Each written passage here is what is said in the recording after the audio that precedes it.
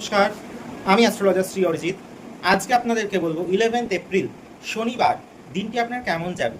প্রথমেই বলে রাখি কিন্তু আমরা কিন্তু সেদিন যেহেতু শনিবার এবং তার সঙ্গে কিন্তু শনি মহারাজের যেহেতু আমরা বিশেষ উপাচার যেমন করব, তার সঙ্গে তো আমাদের মনে রাখতে হবে শনিবার দিন যদি কেউ কালো তিল জলের মধ্যে নিয়ে সেইটিকে কিন্তু যদি কোনো অসত্য গাছের গোড়ায় উৎসর্গ করতে পারে, সেই ক্ষেত্রে কিন্তু বিশেষ উন্নতি প্রদায়ক হয়ে থাকে।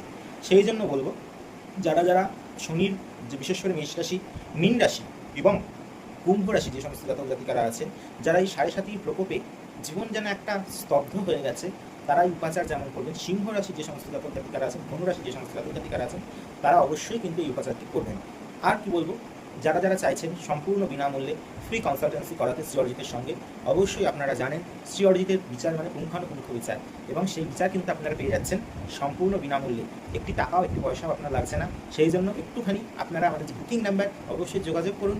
কী করবেন না, আমাদের Sheoraphuli chamber, Gariahat chamber, Barrackpore chamber, Tarapith chamber, Siliguri চেম্বারের জন্য নিজেদের নামটি একটু লিখিয়ে নিন। কারণ আপনারা যেদিন না নিজেদের নামগুলোকে এনরোল করিয়ে নেন, তাহলে কিন্তু অবশ্যই আমার সঙ্গে কনসালটেন্সি করা বা লেখাপড়া কখনোই সম্ভব হবে না। আর আপনারা আমার অত্যন্ত আপনজন।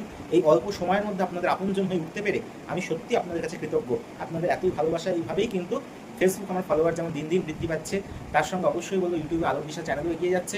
সুতরাং সঙ্গে থাকুন এবং আপনাদের জন্য আমি কি নতুন এপিসোড করতে পারি অবশ্যই আমাকে কমেন্ট করে জানান। আপনারা কি বিষয় নিয়ে জানতে চাইছেন, কারণ আমাদের শাস্ত্র তো একদম সমস্ত কিছু একদম জিস্ট, আমরা কিভাবে চলবো, আমরা কিভাবে চললে আমাদের জীবনে উন্নতি হবে। আর শ্রী অরিজিৎ প্রোগ্রাম করে কিন্তু আপনাদের জ্ঞাতার্থে, আপনাদের কিন্তু সঠিক তথ্য পরিবেশন করার জন্য। কারণ এখন জ্যোতিষ নিয়ে, তন্ত্র নিয়ে অনেক কথাই বলছে, কিন্তু প্রকৃত যে শাস্ত্রোক্ত মত কি সেইটিকে কিন্তু জানা বোঝা কিন্তু মানুষের অবশ্যই প্রয়োজন। সেই জন্য অবশ্যই যারা জানতে চাইছেন, কি বিষয় নিয়ে জানতে চাইছেন, সেটিকে আমাকে একটু কমেন্ট করে জানান। আমি অবশ্যই কিন্তু আপনাদের জানানোর চেষ্টা করবো। প্রথমেই বলি মেষ রাশি, রাস্তা একটু বুঝে চলুন, অ্যাক্সিডেন্টের যোগ কিন্তু আমার চোখে রাখছে না। যারা বৃষ রাশি আছেন, আর্থিক টামাডোল এবং বিশেষভাবে কথা খুব বুঝে বলুন, সেই ক্ষেত্রে অবশ্যই বাগ্যুদানটায় পড়ে যেতে পারে। যারা মিথুন রাশির জাতক জাতিকারা আছে, শরীর ভোগাবে, একটুখানি বুঝে খাওয়া দাওয়া করুন। যারা আছেন কিন্তু কর্কট রাশির জাতক জাতিকা, দাম্পত্য জীবনে সুখের অভাব। যারা আছেন কিন্তু সিংহ রাশির জাতক জাতিকা, শরীর ভোগাবে, আর্থিক এবং মানসিক দুই দিকে কিন্তু ডামাডোলে চলবে। যারা আছেন কিন্তু কন্যা রাশির জাতক জাতিকা, ব্যবসা ক্ষেত্রে বিশেষ লাভের যোগ এবং মানসিক অশান্তি কাজ করবে। যারা আছেন তুলা রাশির জাতক জাতিকা, শরীর ভোগাবে, দাম্পত্য জীবনে কলহ।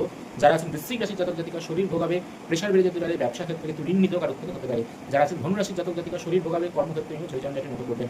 যারা আছেন মকর রাশির জাতক জাতিকা, ব্যথা বেদনা বৃদ্ধি পাবে, শরীর ভোগাবে, দাম্পত্য জীবনে সুখের অভাব। যারা আছেন কুম্ভ রাশির জাতক জাতিকা, শরীর ভোগাবে, পারিবারিক সুখ পাবেন, বন্ধুর মাধ্যম দিয়ে কোনো শুভ সংবাদ আপনি পাবেন। যারা আছেন মীন রাশির জাতক জাতিকা, শরীর ভোগাবে, দাঁতের পেন, হাড়ের পেন এবং কোনো রক্তক্ষয় কিন্তু আপনার হতে পারে। সেই ক্ষেত্রে অবশ্যই বুঝে চলুন। প্রত্যেক ভালো থাকুন। জয় মাতা।